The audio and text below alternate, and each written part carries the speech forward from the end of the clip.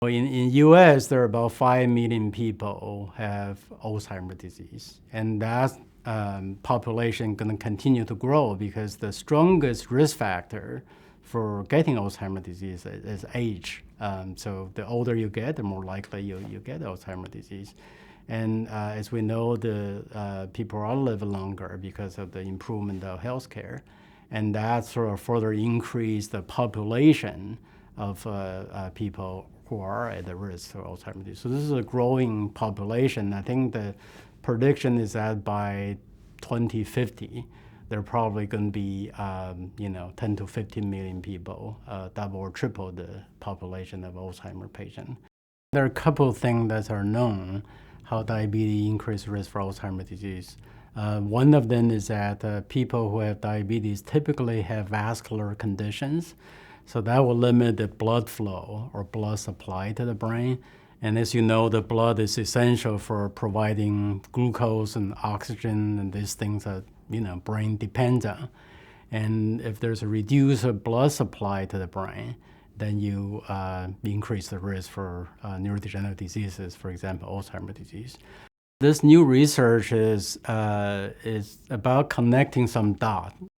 Type 2 diabetes is a risk for Alzheimer's disease, but it wasn't clear how does it do that.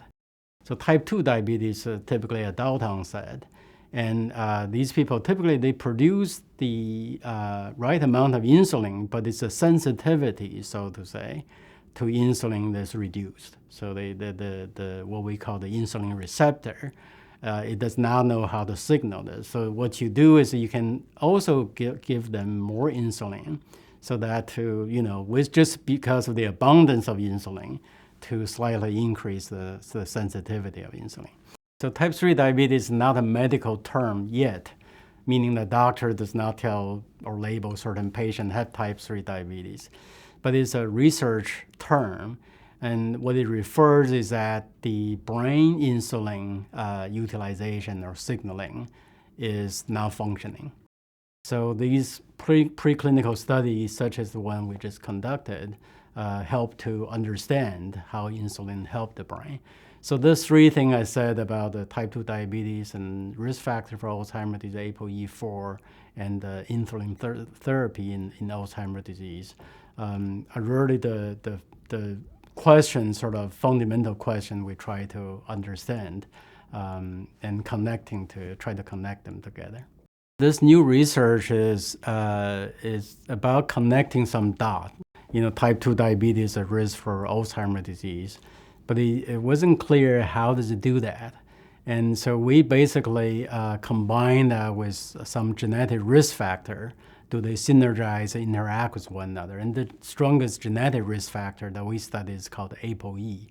In particular, a form of ApoE, ApoE4, is a risk factor. So does ApoE4 interact with diabetic condition to further increase the risk for Alzheimer's disease? The other finding we found related to the genetic risk factor ApoE4 is that if you carry the ApoE4 genetic risk factor, it accelerates this insulin signaling impairment. So meaning that rather than the old age, you find the insulin problem, in the middle age, when they have diabetic condition, you already seen this problem in the E4 brain. So that means these two conditions, diabetic condition and ApoE4, they synergize or accelerate the risk for Alzheimer's disease. So that's another finding.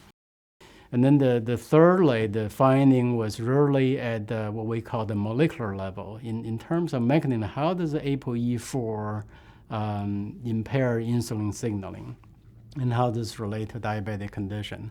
And so the molecular mechanism is about how this insulin, so-called insulin receptor, signal in neurons, and when there's an ApoE4 present, these receptors do not signal very well. And the reason for that is they get sort of trapped in the non-productive compartment inside the cells called the endosome. And they cannot be on the surface of cells to perform their job, which is transmit the signal. So it's a combination of these age-dependent insulin impairment interaction with ApoE4 and the molecular mechanism underlying this are the main findings of our study.